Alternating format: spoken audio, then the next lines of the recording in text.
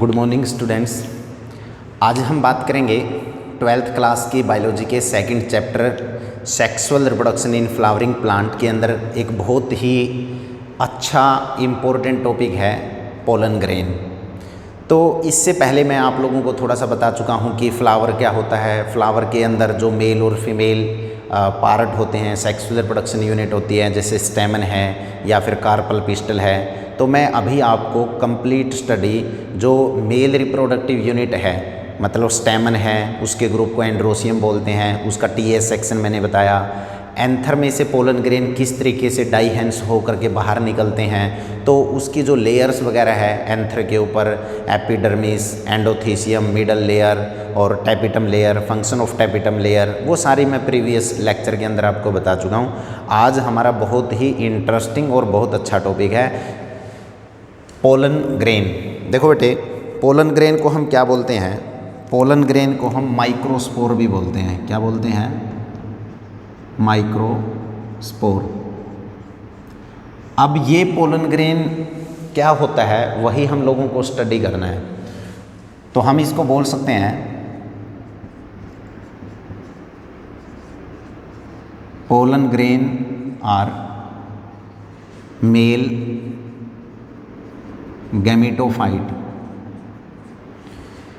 Pollen grain are male gametophyte. ये words जो है गैमेटोफाइट, इसका खुद का ही एक मतलब है।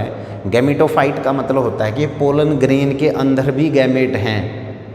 एक्चुअल में हम पोलन ग्रेन को यहाँ पे गैमेट नहीं बोल सकते कि हम पोलन ग्रेन को ये बोले कि पोलन ग्रेन फ्लावर के अंदर अगर हम बात करें मेल गैमेट है, मेल गैमेट नहीं है। इसको हम बोल सकते हैं कि pollen grain are male gametophyte. Gametophyte का मतलब होता है कि इसके अंदर खुद गैमेट्स वगैरह प्रेजेंट होते हैं। तो मैंने लिखा है कि pollen grain are male gametophyte. These are spherical unicellular, these are spherical unicellular and haploid in nature। ये तीन मेन पॉइंट हैं कि जो पोलन ग्रेन है, एक तो वो क्या है, मेल गैमेटोफाइट है। दूसरा पॉइंट मैंने बताया कि ये स्फेरिकल नेचर का होता है। फिर मैंने बताया कि ये यूनिसेलुलर है और हैप्लॉइड इन नेचर होता है। ये सारे मीनिंग आपको समझ में आ जाने चाहिए कि जो पोलन ग्रेन है वो क्या है, फ्लावर के अंदर मेल गैमेटोफाइट है, स्फेरिकल नेचर का होता है, यूनिसेलुलर और हैप्लॉइड नेचर का मतलब होता है। हैप्लॉइड का मतलब एन, मतलब ये क्या है कि जो हमारा एंथर था, एंथर के अंदर क्या हुआ था, माइक्रोस्पोरोजेनेसिस प्रोसेस हुई थी और माइक्रोस्पोरोजेनेसिस से क्या बना था, पोलन ग्रेन बना था। तो जो हमारा एंथर था, एंथर के अंदर क्या है, पोलन मदर सेल होती है। पोलन मदर सेल के अंदर मियोसिस होती है और मियोसिस होकर के क्या बनता है, हैप्लॉइड पोलन ग्रेन बनता है। ठीक है, तो इसलिए इसको हैप्लॉइड इन नेचर बोला गया है। दूसरी बात क्या है, pollen grain they are formed from pollen mother cell। ये इंपॉर्टेंट है, इसको हम बोलते हैं PMC, पोलन मदर सेल। या फिर हम इसको एक दूसरा नाम भी दे सकते हैं, इसको हम बोल सकते हैं they are formed from pollen mother cell और माइक्रोस्पोर मदर सेल, मतलब इसको हम बोल सकते हैं MMC। कि जो पोलन ग्रेन है ना वो किससे बनता है। अब देखिए, जो पोलन ग्रेन है, अब ये सेल होगी, ठीक है, कुछ इस तरीके से मैं इसको मान लेता हूँ कि ये जो सेल है इसको आप दो नाम से बोल सकते हैं। या तो बोल दो इसको PMC पोलन मदर सेल, या इसको हम बोल सकते हैं MMC, ठीक है, माइक्रोस्पोर मदर सेल। इसके अंदर क्या होगा, इसके अंदर मियोसिस होगा, मियोसिस, और मियोसिस से क्या बन जाएगा, एक पोलन ग्रेन बन जाएगा। ये जस्ट फॉर्म्ड पोलन ग्रेन बता रहा हूँ बेटा कि एक माइक्रोस्पोर मदर सेल से क्या बनता है, मियोसिस होकर के पोलन ग्रेन बनता है। Pollen grain. तो इस तरीके से ये पोलन ग्रेन बन जाएगा। उसके बाद अगर हम बात करें 25 टू 50 माइक्रोमीटर इन डायामीटर, जो ये पोलन ग्रेन बनाया ना मैंने, ठीक है, तो इसका diameter 25 to 50 micrometre in diameter होता है। अगर मैं आपको सिर्फ एक जस्ट फॉर्म्ड पोलन ग्रेन के बारे में डिस्कस करके बताऊं तो देखिए एक बार,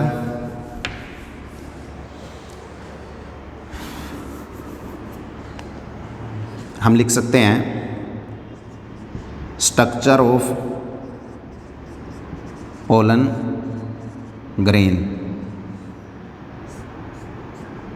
देखिए ये एक आपके सामने मैंने जस्ट एक पोलन ग्रेन बताया है, ये इस तरीके से, इसको हम बोल सकते हैं यंग पोलन ग्रेन।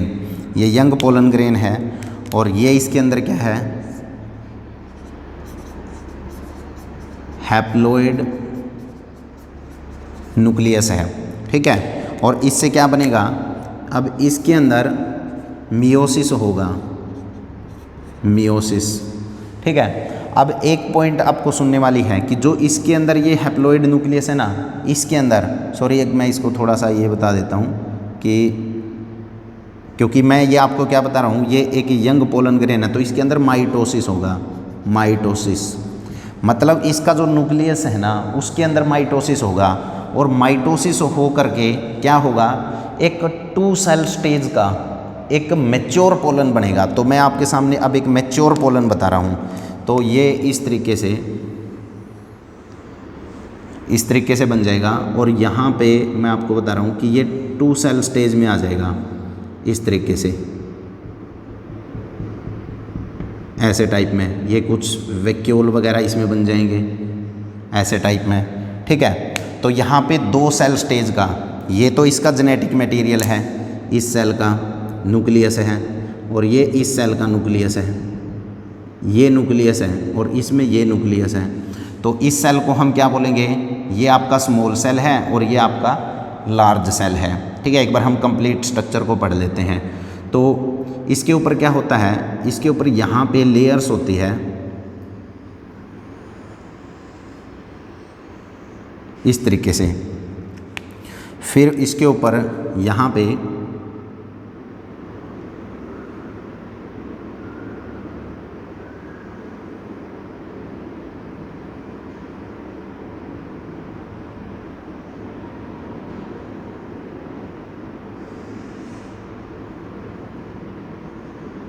ऐसे टाइप में।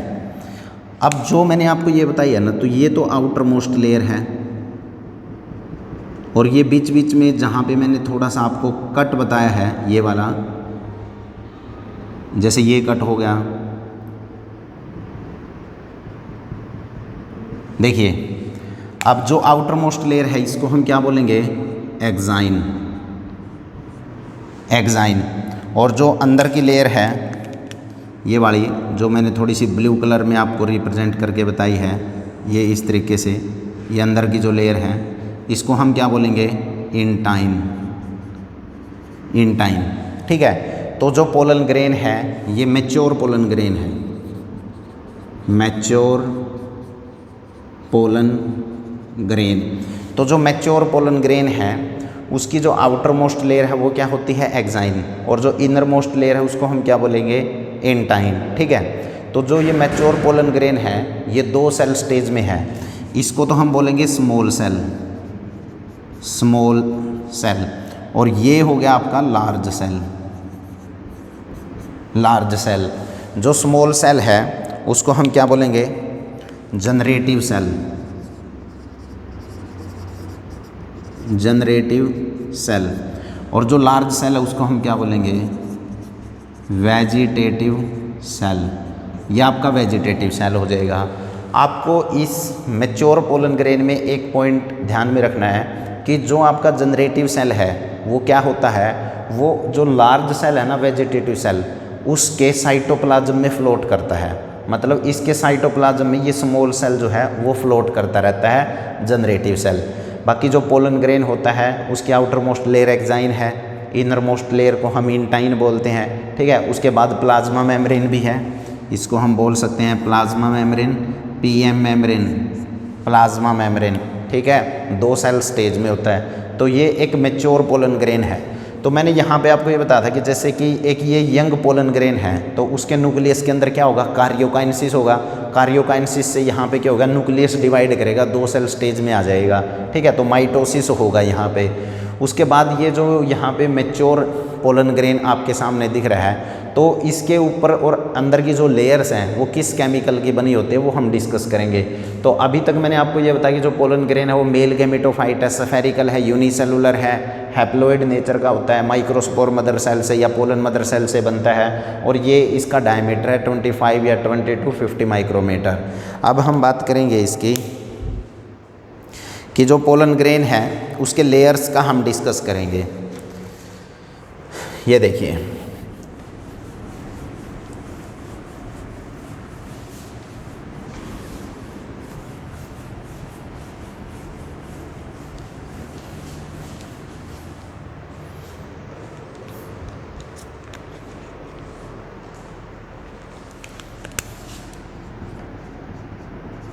pollen grain are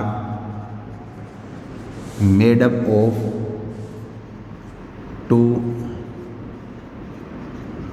layered wall known as स्पोरोडर्म। उसको हम स्पोरोडर्म बोलते हैं। जो पोलन ग्रेन है ना उसकी जो लेयर होती हैं उसको हम क्या बोलते हैं, स्पोरोडर्म बोलते हैं। अब जैसे कि मैंने आपको बताया कि इसकी जो आउटर मोस्ट लेयर है, देखिए मैं कंप्लीट आपको बता रहा हूँ कि जैसे कि ये लेयर होगी पोलन ग्रेन की, ये कौन सी लेयर होगी, आउटर मोस्ट लेयर। इसको हम क्या बोल रहे हैं, एक्साइन, ठीक है, ये एक्साइन होती है। और उसके बाद जो लेयर आती है, उसके बाद इसके नीचे जो लेयर्स आएगी उसको हम क्या बोल रहे हैं, इंटाइन। तो जो एक्साइन और इंटाइन है ना, यही एक तरीके की स्पोरोडर्म कहलाती है, स्पोरोडर्म, ठीक है। फिर इसका जो ये वाला एरिया है, ये वाला ऐसे, ये इस तरीके से,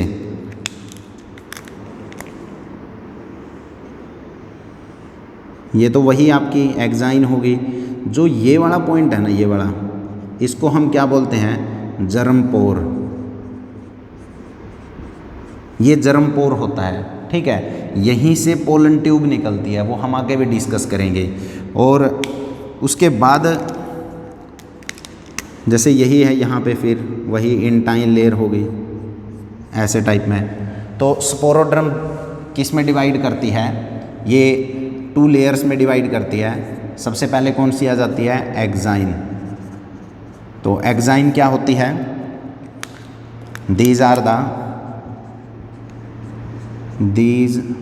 the outer most protective layer. ये इंपॉर्टेंट पॉइंट है, मेड अप ऑफ स्पोरोपोलनीन। ये मोस्ट इंपॉर्टेंट पॉइंट है कि जो एक्साइन है वो किसकी बनी होती है, केमिकल लाइक स्पोरोपोलनीन। और स्पोरोपोलनीन क्या होता है, these are highly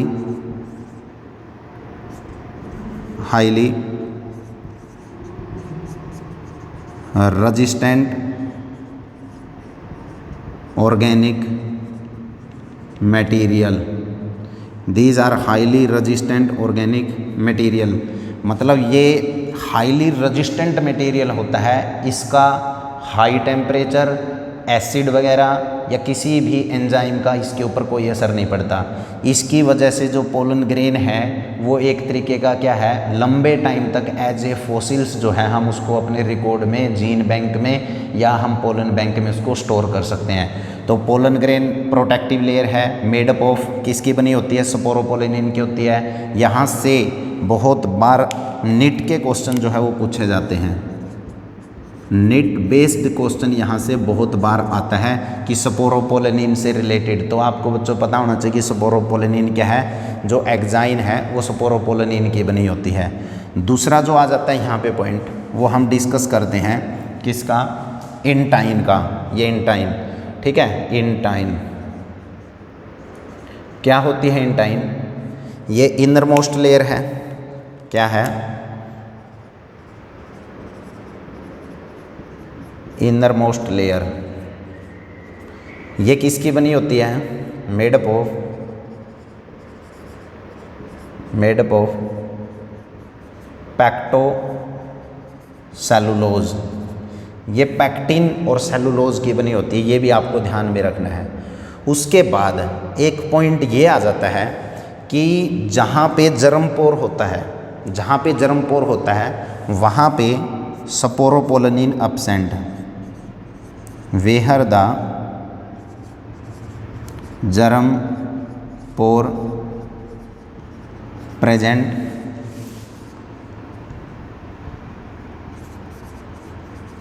sporopollenin layer absent. Germ pore वाली जगह पे स्पोरोपोलिनिन जो है वो नहीं होता। तो ये इसकी अगर हम स्पोरोडर्म का जिक्र करें, एक्जाइन और इंटाइन, ये इसकी दो आउटर मोस्ट लेयर हैं। एक्जाइन स्पोरोपोलिनिन की बनी होती है, ये बार बार बता रहा हूँ, इम्पोर्टेंट है। और जो इंटाइन है वो पैक्टोसेलुलोज की बनी होती है। अब हम क्या करते हैं, जो पोलन ग्रेन है उसके प्रोटोप्लाज्म के बारे में डिस्कस कर लेते हैं। देखिए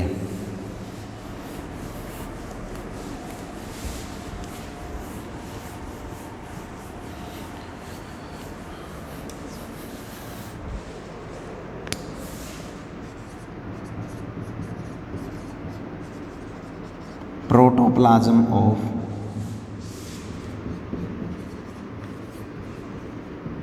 पोलन ग्रेन, ये भी काफ़ी इम्पोर्टेंट पॉइंट है। अब देखिए, ये मैंने आपको सिर्फ एक पोलन ग्रेन का डिस्कस करके बता रहा हूँ, आपको इस तरीके से मैंने बताया, ठीक है। तो ये 2 सेल स्टेज का पोलन ग्रेन बताया मैंने। तो इसके जो प्रोटोप्लाज्म है पोलन ग्रेन का, तो उसके अंदर क्या है, 2 चीज़ें हैं। एक तो स्मॉल सेल है, स्मॉल सेल, ठीक है, ये वाला, और एक है इसमें लार्ज सेल, लार्ज सेल ये वाला। इस स्मॉल सेल को हम क्या बोल रहे हैं, जनरेटिव सेल, जनरेटिव सेल। इसको हम क्या बोल रहे हैं, वेजिटेटिव सेल, ठीक है। अब जो स्मॉल सेल है ये वाला स्मॉल सेल, जनरेटिव सेल। अब ये जो स्मॉल सेल है ना, बाद में यही जनरेटिव सेल डिवाइड करके क्या बनाता है, 2 मेल गैमीट बनाता है। ये 2 मेल गैमीट बनाएगा, ठीक है। और ये क्या करता है, small cell floats in the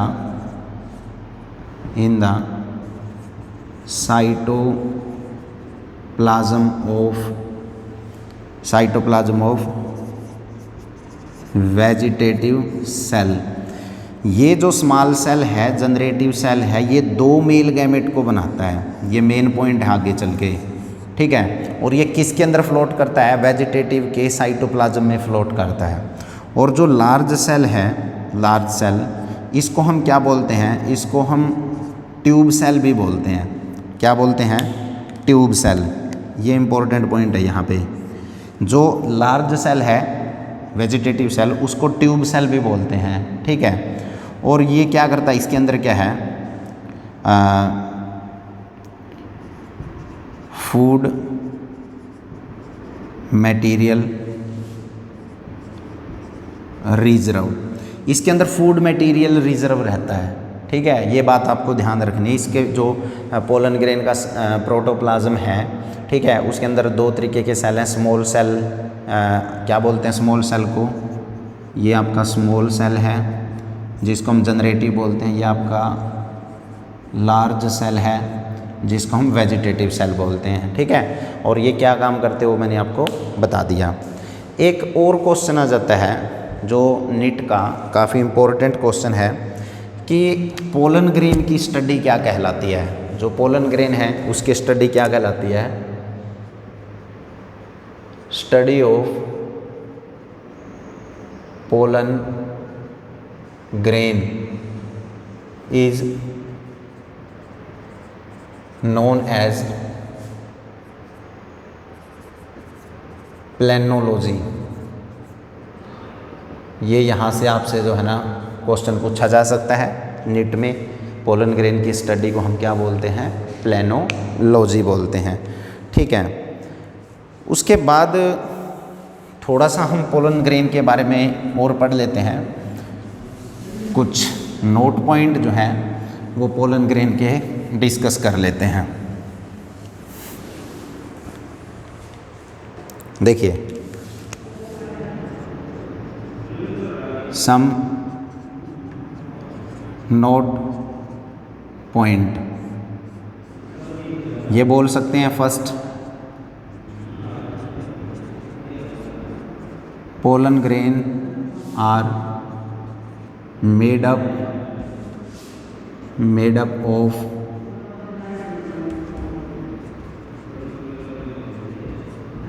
two layer,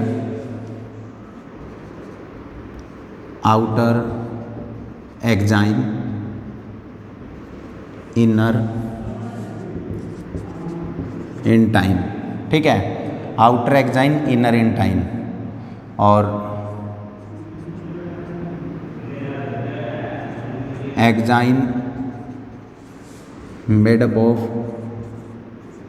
sporopollenin and intine made up of पैक्टोसेलुलोज। बेटा पोलन ग्रेन बहुत सुंदर एक, जैसे कि जो आर्किटेक्चर वाले नहीं होते बहुत अच्छे डिज़ाइन में किसी चीज़ को बनाते हैं, ऐसे ही अगर हम बात करें संसार की, वर्ल्ड की, बहुत अमेजिंग सी स्ट्रक्चर है पोलन ग्रेन की।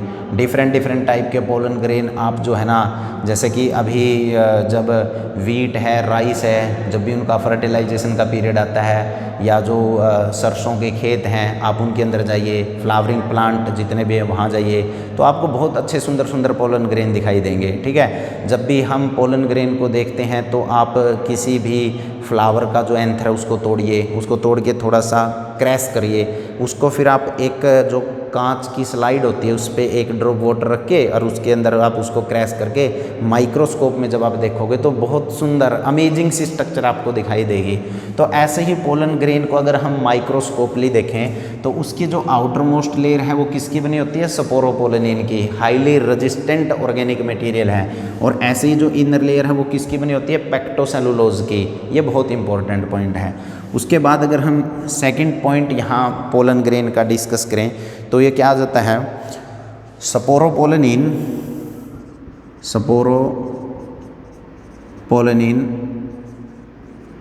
Do not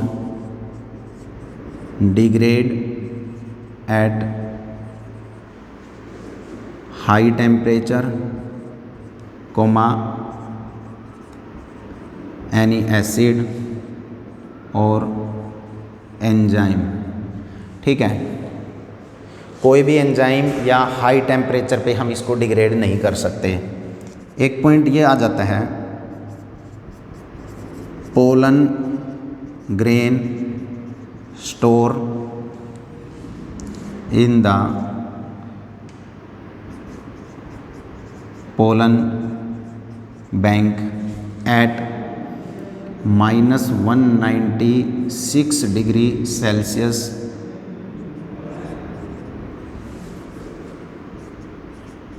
liquid nitrogen. -196 degree Celsius liquid nitrogen के अंदर हम पोलन ग्रेन को स्टोर कर सकते हैं। ये भी एक बहुत इंपॉर्टेंट पॉइंट है, ठीक है। उसके बाद पोलन ग्रेन को लेकर के कुछ इम्पोर्टेंट पॉइंट आ जाते हैं। कुछ डिजीज़ करता है ये, कुछ डिजीज़ जो है वो कोज करता है पोलन ग्रेन। जैसे कि अब आप देखोगे, जैसे अब कभी आप हिमाचल प्रदेश के एरिया में गए हो तो सुबह मॉर्निंग में आप देखना कि वहाँ जितने लंबे लंबे पेड़ हैं ना, प्लांट्स वगैरह हैं, तो उनके कुछ हरे हरे टाइप के, येलोइश टाइप के पोलन ग्रेन बहुत सारे हवा के अंदर, एटमॉस्फेयर के अंदर स्प्रेड हो जाते हैं, ठीक है। तो number of pollen grain spread into the atmosphere, और जितने भी टूरिस्ट आते हैं या जो लोकल इंडिविजुअल है वहाँ का, जब वो इधर उधर घूमते हैं तो जब भी हम सांस लेते हैं तो पोलन ग्रेन हमारे नोस्ट्रिल से हमारे लंग्स में चले जाते हैं, ठीक है। तो लंग्स में जाने से हम लोगों को क्या हो जाएगी, क्या हो जाएगा, हम लोगों को एलर्जिक रिएक्शन हो जाएगी, एलर्जिक रिएक्शन या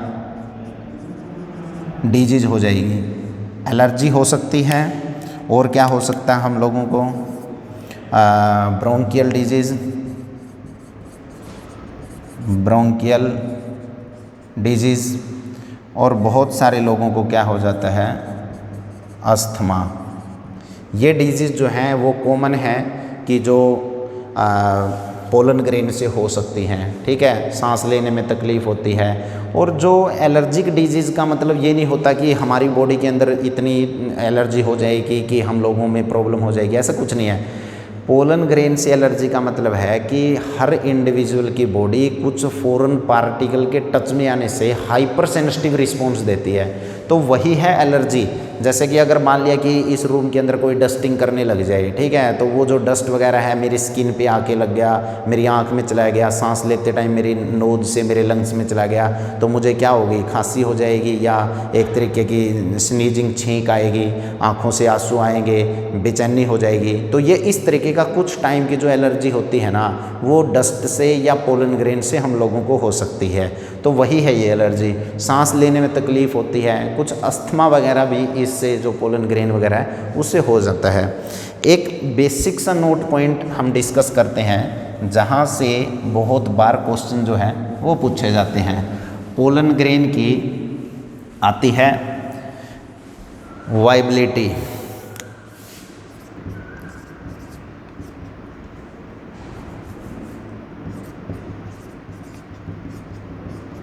वाइबिलिटी, देखो वाइबिलिटी का क्या मतलब होता है, हर पोलन ग्रेन का वाइबिलिटी अलग अलग होता है। इसको हम बोल सकते हैं टाइम एक्टिविटी,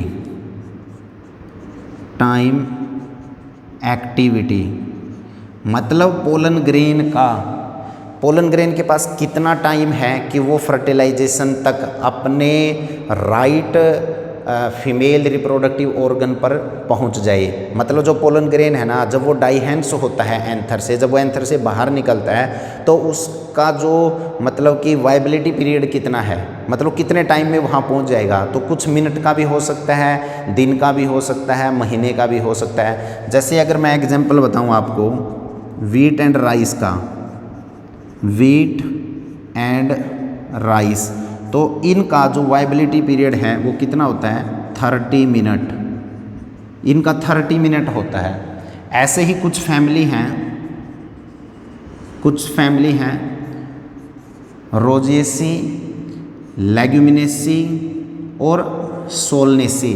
रोजिएसी, लेग्यूमिनेसी और सोलनेसी, इनके अंदर वाइबिलिटी पीरियड कितना होता है, 1 मंथ तक होता है। 1 मंथ तक, मतलब ये 1 मंथ तक फीमेल का रिप्रोडक्टिव जो ऑर्गन है रिसेप्टिव सरफेस स्टिग्मा पे जा सकता है। अच्छा, अब जैसे कि ये जो है बाइलोब्ड एंथर है, अब इसमें से पोलन ग्रेन बाहर निकल गए, ये पोलन ग्रेन, ठीक है। अब ये पोलन ग्रेन क्या करेंगे, जो ये फीमेल का रिसेप्टिव सरफेस है स्टिग्मा, अब इस पोलन ग्रेन का यहाँ तक आना, तो यही इसका वाइबिलिटी टाइम पीरियड होता है। अब यहाँ से पोलन ग्रेन निकल गया, अब उसके पास टाइम होता है, मतलब कि जैसे वीट एंड राइस के केस में 30 मिनट। 30 मिनट तक इसके फीमेल का जो मैंने ये कार्पल बताया है, फीमेल का जो ये रिप्रोडक्टिव पार्ट बताया है, इसके ऊपर 30 विदिन 30 मिनट में यहाँ पहुँच जाना चाहिए। तो ये क्या है, फर्टाइल हो जाएगा, या ये क्या करेगा, फर्टिलाइजेशन कर देगा। अगर ये 1 घंटे बाद जाता है, 2 घंटे बाद जाता है, तो उसका कोई फ़ायदा नहीं है। तो इसी को बोलते हैं वाइबिलिटी पीरियड। भी पोलन ग्रेन कितने टाइम में स्टिग्मा के ऊपर पहुंचता है, तो उसका टाइम पीरियड होता है। अब जैसे मैंने रोजिएसी, लेग्यूमिनेसी, सोलनेसी, ये 1 मंथ तक, ठीक है, मतलब अपने इस स्टिग्मा के ऊपर जा सकते हैं। तो हर स्पीसीज़ के अंदर पोलन ग्रेन की वाइबिलिटी क्या होती है, वो अलग अलग होती है। तो आज हम लोगों ने यहाँ पे पोलन ग्रेन की स्टडी करी। तो पोलन ग्रेन क्या होता है बेटा, पोलन ग्रेन मैं आपको 2 मिनट में ब्रीफली एक्सप्लेन कर देता हूँ कि पोलन ग्रेन क्या है। वो एक मेल गैमेटोफाइट है। गैमेटोफाइट का मतलब होता है इसके अंदर खुद गैमेट्स वगैरह होते हैं। यूनिसेलुलर होता है, हैप्लॉइड इन नेचर होता है। उसके बाद पोलन ग्रेन की स्टडी को हम प्लेनोलॉजी बोलते हैं। पोलन ग्रेन का जो स्ट्रक्चर होता है, मैंने बताया कि पोलन ग्रेन की आउटर मोस्ट लेयर को एक्जाइन बोलते हैं, अंदर वाली इंटाइन बोलते हैं। आउटर मोस्ट लेयर एक्जाइन किसकी बनी होती है, स्पोरोपोलिन की बनी होती है, हाईली रेजिस्टेंट मटेरियल की बनी होती है, हाई टेम्परेचर एल्कलाइन नेचर का, या कोई एसिड साल्ट, या अगर हम बात करें एंजाइम का, इसके ऊपर कोई असर नहीं पड़ता। उसके बाद अंदर की जो लेयर है इंटाइन, वो किसकी बनी होती है, वो पैक्टिन और सेलुलोज की बनी होती है। उसके बाद मैंने आपको ये बताया कि जो इसका प्रोटोप्लाज्म है किसका, पोलन ग्रेन का, उसमें 2 सेल्स होते हैं। एक स्मॉल सेल होता है जिसको हम क्या बोलते हैं, जनरेटिव सेल बोलते हैं, और जनरेटिव सेल बाद में 2 मेल गैमेट में डिवाइड करता है। उसके बाद जो वेजिटेटिव सेल्स होता है उसको ट्यूब न्यूक्लियाई या ट्यूब सेल भी बोलते हैं। वो क्या करता है, वो जो आपका जनरेटिव सेल है ना, जनरेटिव सेल जिससे 2 मेल गैमेट बने हैं, जब वो स्टिग्मा के ऊपर जा कर के लैंड करता है तो वेजिटेटिव सेल एक गाइडलाइन प्रोवाइड करता है उन मेल गैमेट को कि वो फीमेल का रिप्रोडक्टिव ऑर्गन है ओव्यूल तक पहुंचने में मदद करता है। पोलन पिस्टल इंट्रैक्शन में हम उसका डिस्कस करेंगे। अच्छा, एक पॉइंट आ जाता है यहाँ पे कि अगर पोलन ग्रेन के ऊपर एक जर्मपोर है, ये एक पॉइंट हम डिस्कस कर लेते हैं। अगर पोलन ग्रेन के ऊपर एक जर्मपोर है, 1 germ pore of a pollen grain is known as, ये क्वेश्चन एक बार पूछा गया था, नोन एज मोनोकोलपेट। अगर पोलन ग्रेन के ऊपर एक जर्मपोर है तो उसको मोनोकोलपेट बोलते हैं। अगर 2 हैं तो डाइकोलपेट बोलेंगे, और अगर 3 हैं तो ट्राइकोलपेट। ये यहाँ से आप एक बार याद कर लेना। जर्मपोर क्या होता है, जहाँ से पोलन ट्यूब निकलती है। पोलन पिस्टल इंट्रैक्शन में हम डिस्कस करेंगे। तो बेटा आज अपने किसके बारे में पढ़ा, पोलन ग्रेन के बारे में पढ़ा। बहुत ही इंटरेस्टिंग टॉपिक है, और सीबीएसई बोर्ड या अगर हम नीट पॉइंट ऑफ व्यू से बात करें तो यहाँ से क्वेश्चन बहुत पूछे जाते हैं। तो आज के लिए इतना ही। Thank you very much.